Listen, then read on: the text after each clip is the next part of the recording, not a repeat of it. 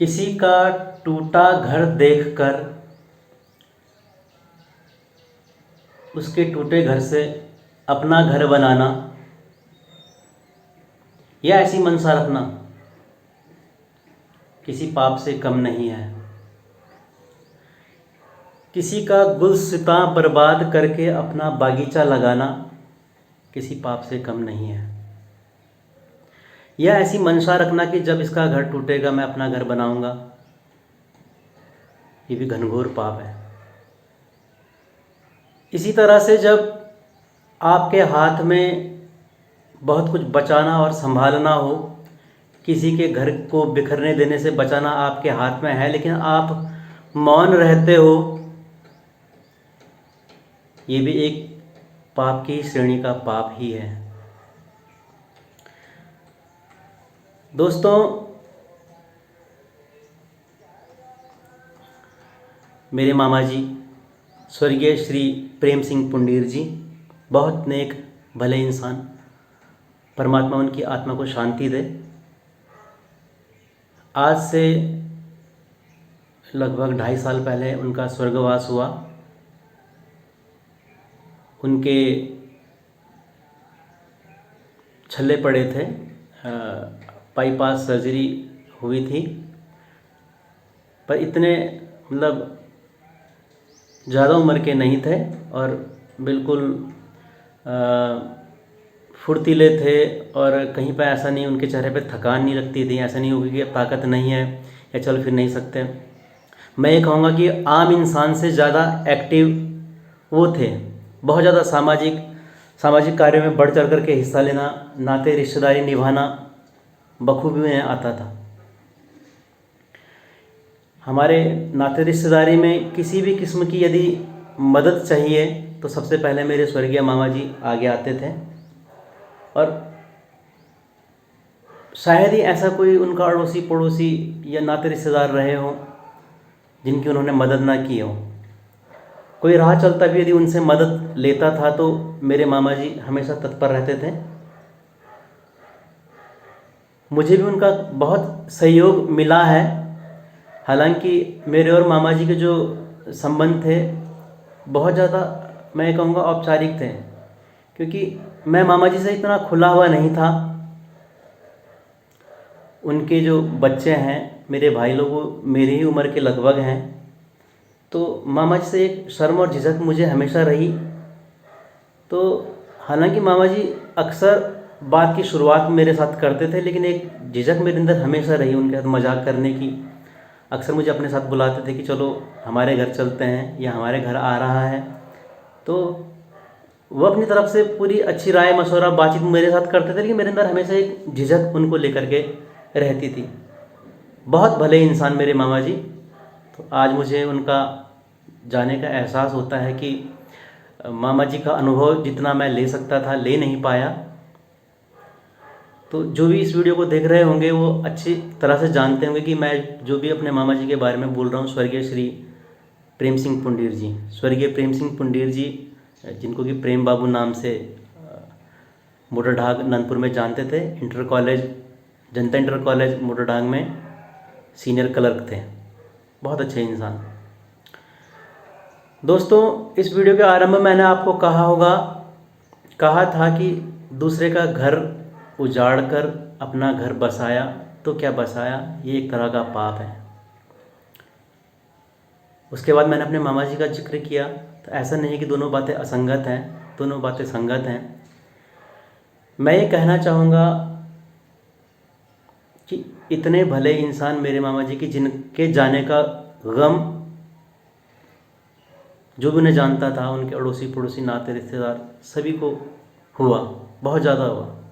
हमें तो बहुत ज़्यादा हुआ कि मामा जी एक मजबूत आधार, एक मजबूत स्तंभ के रूप में हमारे साथ, हमारे परिवार के साथ और मेरे साथ रहते थे। अब मैंने ये जिक्र इसलिए किया कि किसी का घर उजाड़ करके अपना घर बसाया तो क्या बसाया। दोस्तों, जब मामा जी का स्वर्गवास हुआ तो हमने लगभग पूरा 24 घंटे से ज़्यादा उनकी बॉडी का वेट किया। जब उनकी बॉडी आई तो बड़ा गमगीन माहौल था। बहुत ज़्यादा तेज़ उस दिन बारिश पड़ रही थी, कोरोना काल था और हम सब लोग भी काफ़ी डरे हुए भी थे कि रिपोर्ट में क्या आता क्या नहीं आता। तो उनकी मेरे ख़्याल से हृदय गति रुकने से ही जो छल्ला था उसने शायद काम करना बंद किया, थोड़ा प्रेशर छाती पे पड़ा और उन्हें भी पता नहीं चला। बिल्कुल स्वस्थ वो अपना चेकअप करवाने के लिए हॉस्पिटल गए थे, अच्छे भले कार से गए थे, बिल्कुल दाढ़ी वगैरह बना करके गए थे, खाना खा के गए थे। उनको भी ये पता नहीं था कि वो वापस नहीं आने वाले हैं। तो वापस उनकी डेड बॉडी आई। तो जो बताने वाली बात है, मैं वो ये बता रहा हूँ कि हम इंसान इतने संवेदनहीन हो चुके हैं कि क्या कहना। हमसे भले जानवर हैं, ये जिन पे दिमाग नहीं है, जिनके अंदर सामाजिकता नहीं है, जिनके अंदर सिर्फ स्वार्थ है, हमसे भले वो हैं। परमात्मा ने हमें बुद्धिजीवी बनाया है कि हम अपनी बुद्धि का सही प्रयोग करें, हम सामाजिक रहें, एक दूसरे की मदद करें, एक दूसरे के काम आए, दुख में काम आए, उनके दुख में वृद्धि का कारण न बने। इसलिए हमें परमात्मा ने सबसे ज़्यादा समझदार, विवेकशील बनाया है। तो दोस्तों, जब उनकी डेड बॉडी आई, अगले दिन अंत्येष्टि होनी थी, तो मैंने देखा बहुत सारे लोग रो रहे थे, बहुत सारे लोग गमगीन थे और कुछ ऐसे भी थे जो कि परिचित होने के नाते या उस गांव का होने के नाते वहाँ पर आए होंगे। जैसे कि एक दस्तूर, एक रीत है कि हमें गमगीन परिवार के साथ खड़े होना चाहिए। लेकिन दोस्तों, सिर्फ दस्तूर ही नहीं है, हमारे मन से निकलना चाहिए कि दिवंगत आत्मा के साथ, दिवंगत आत्मा के परिवार के साथ हमारी संवेदनाएं सच्चे रूप से दिखाई दें। तो दोस्तों, क्योंकि मैं साहित्य और संगीत से जुड़ा हुआ हूँ, तो मुझे हर छोटी बात कचौटती है। मैं उस पर सोचा करता हूँ, चाहे मैं मुंह से कुछ ना बोलूँ, लेकिन सोचता हूँ, विचार करता हूँ और हर घटना के तह तक जाने की कोशिश करता हूँ कि ये पर्टिकुलर घटना क्यों हुई, क्या वजह से हुई। तो मैंने देखा 2-3 लेडीज़ कहूँगा मैं, महिलाएं थी। महिलाएं इसलिए भी बोल रहा हूँ कि महिलाओं का स्वाभाविक गुण, जैसे कि सहानुभूति देना, वो ज़्यादा भावुक होती हैं महिलाएं। सहानुभूति देना, सहानुभूति लेना, लाज शर्म उनका स्वाभाविक गहना होता है, प्रकृति ने उनको दिया है। प्रेम करने की क्षमता भी उनके अंदर ज़्यादा होती है, भावुकता क्योंकि उनके अंदर होती है। तो मैंने देखा कि 2-3 महिलाएं भी सांत्वना देने आई थी, काफ़ी भीड़ वहाँ पर थी। तो मैंने देखा अंदर उन्होंने जो भी बात कही होगी, जाहिर सी बात है कि शोक संतप्त परिवार के साथ खड़े हुए होंगे, उन्हें ढाढ़स बंधाने की कोशिश की होगी। हो सकता है उनके आंसू भी निकले हों। मैं ये कहूँगा, दस्तूर तो आपने निभा दिया, आंसू भी आपके निकले, लेकिन उसके बाद जो आपने काम किया, वो काम मैं सभ्य समाज की बात नहीं मानूंगा, सभ्य समाज की बातों का हिस्सा मैं नहीं समझूंगा। वो आए, शोक सभा से बाहर आए और बिल्कुल डेड बॉडी से लगभग 50 कदम दूर फूल लगे हुए थे, फूल के पौधे थे, गुड़हल था, गुलाब था। तो लगभग 50 कदम की ही दूरी पे वो फूल लगे हुए थे। तो उन 2 महिलाओं ने क्या किया, जैसे कि गुलाब गुड़हल की कलम लगती है, आप सभी को पता होगा।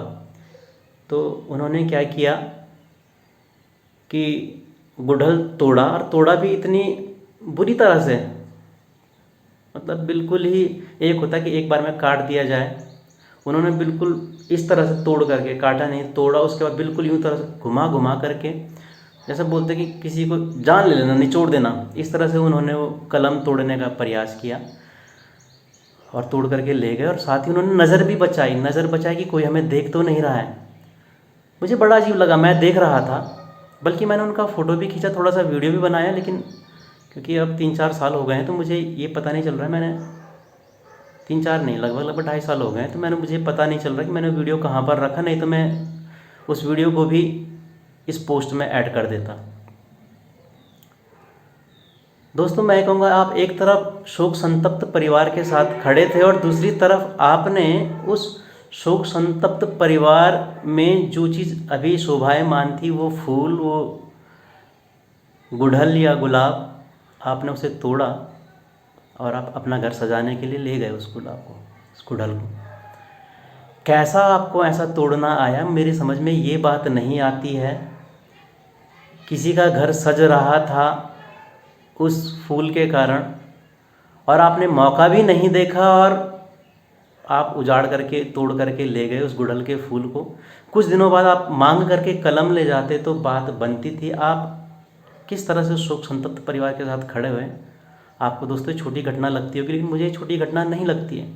आप उजाड़ करके ले गए उस फूल को, तोड़ करके ले गए अपना घर सजाने के लिए। मुझे नहीं लगता ये सभ्य लोगों की बात है, सभ्य लोग ऐसा करेंगे। और यदि ये सभ्यता का हिस्सा होता तो आप नज़र बचा करके नहीं ले जाते, कुछ दिन पहले ले जाते, कुछ दिन बाद में ले जाते, कोई फ़र्क नहीं पड़ता। पर जब वो परिवार पहले से ही शोकाकुल है तो आपकी आत्मा कैसे मान रही है कि ऐसे शोक संतप्त परिवार से उनकी घर सजाने वाली चीज़, उनका घर जिस चीज़ से, जिस इंसान से सजता था, वो थे मेरे मामा जी। मामा जी गए, बहुत बड़ा दुर्भाग्य, बहुत बड़ी दुर्घटना है। और उनके पीछे आप वो फूल भी, वो कलम भी बिना पूछे तोड़ के भी क्या, मैंने देखा बिल्कुल उजाड़ करके, उखाड़ करके आप ले गए हैं। शायद आपको छोटी घटना लगे, लेकिन मुझे छोटी घटना नहीं लगती। मुझे बड़ा दुख होता है कि किसी का घर उजड़ रहा है, आप चुपचाप खड़े हो, आप देख रहे हो, मौन हो। आप यहाँ पर मौन नहीं थे, आपने खुद उजाड़ने में सहयोग दिया उस प्रकृति का। विचार कीजिएगा दोस्तों।